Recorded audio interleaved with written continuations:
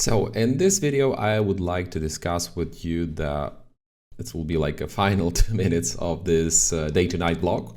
So yeah, as you see, we had a lot of tests, really a lot, and all of them are positive. Like I don't see any typical mistakes. So when we talk about day to night option, there's no problems with, there's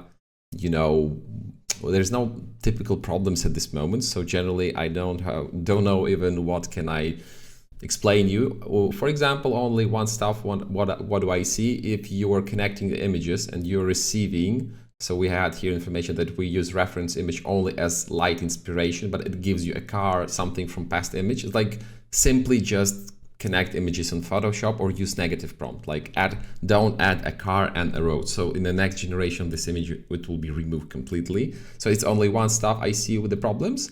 The second problem, I can recommend you that if you draw on your image, something like this, you want to, draw some areas where you want to put some light, like add extra information that you want to remove marked areas. Time to time, it's important. Like at this moment, AI engines are smart, but not so smart as we.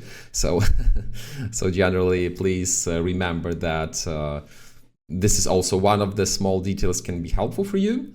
Also remember that it's only a stage of very new technology. So if you see that something is not working at this moment today, or you see that the result can be better, just test it in a few weeks and you'll see the huge, jump, and it will of course work better because AI is very new technology.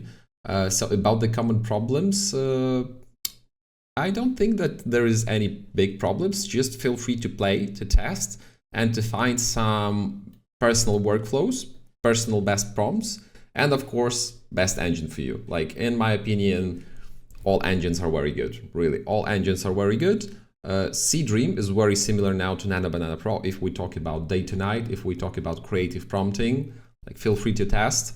If you're a bigger fan of Flux, also you can try it. You can add additional information. But from my opinion, at this moment, like NanoBanana Pro and Seedream will be one of the best engines for this topic.